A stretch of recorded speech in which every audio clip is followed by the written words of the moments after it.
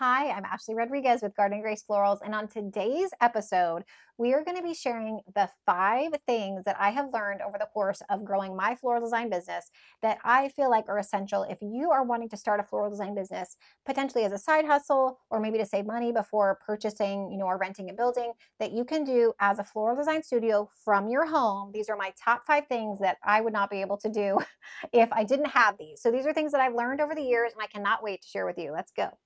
Okay, so the first thing when you're dealing with flowers is that you want to have a cool environment for those flowers to stay as fresh as possible. So you're going to want to create a space in your home, maybe it's a guest bedroom or otherwise, that has very good either an AC unit, or you're going to maybe even ideally create, if you don't want to get it a cooler, you do not have to have one, is my point. There's actually these really cool temperature adjusters that you can put onto like an AC unit that actually allow the AC unit to get even colder than like the standard like 60-degree low. So you can actually ensure that your flowers are even cooler, and it's almost like a mini cooler in your guest room or wherever your little home studio is. So that's the one thing I would recommend if you're starting out and you don't want to start with like a huge cooler for your flowers. You do not have to. I still don't have that, and I've been really pleased, and I've been able to offer beautiful florals that are beautiful and stay cool, and even in the heat of the summer it's been okay here in the South. So I would say that's definitely number one.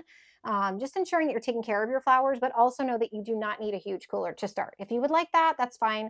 I think if you want to build a profitability to begin with, start with what you need and then grow into maybe what you want, is kind of my mantra. The second space, the second piece is to have a space where you, for sure, you want to have an anti-fatigue mat under your feet because you're going to be on your feet for a long time. And then just a good solid space, a good table to design.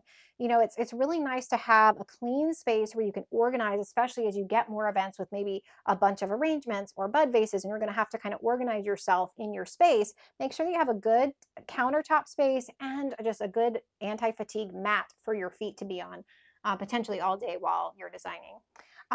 Third thing, you are ideally going to want to have a space in your home or maybe in your garage or otherwise in your shed or something, that has good lighting. I have found more often than not, good lighting can really make the difference, just in understanding even a color palette as it comes in and you're trying to make sure you're arranging in the way maybe a client wants. Now, if the space does not have great natural lighting, mine actually does not have great natural lighting. I have brought in lighting to help me with that. That's something that absolutely you can do, and I think you should do if you are going to have a floral design studio in your home. So that's my third thought, just for ensuring colors are as you would want them to be, right? I mean, I think that more and more is really important to a lot of clients. So I would keep that in mind. The fourth thing is flooring, believe it or not. As you're considering how you might be either renovating a space or adding to a space in your home for a home floral design studio, flooring is actually more important than you might think. In this floral studio, what we did was we actually put down a really cool waterproof vinyl flooring that is easily cleanable. It can handle scratches and dings. The pattern makes it so that it's very, hideable. And so that for me has worked really well. It's easily cleanable. It can handle water spills, which there will be many, trust me. And so it's just something that can handle that wear and tear really well. So just something to consider as you're kind of maybe thinking about either renovating or updating a space for a floral studio at home. And then the fifth and final piece, is actually more about the transportation of all of your flowers from your home studio more than anything else. But you want to really think about, if you don't have a large vehicle, it might be the time to consider getting a van or SUV to transport your florals. I have been really lucky to be able to use our SUV a lot of the times, or I've rented a van.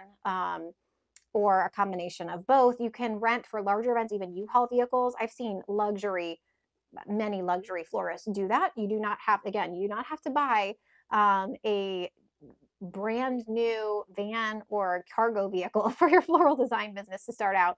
But it is good to consider that you will need to be ideally transporting, especially as you get busier, multiple flower arrangements. You want to have them in a cool space that you can transport well. And in that same vein, you're going to want to invest in bins or buckets to organize yourself to carry those vases or bud vases or candles out to the car and then to the venue, right, that you're going to be going to.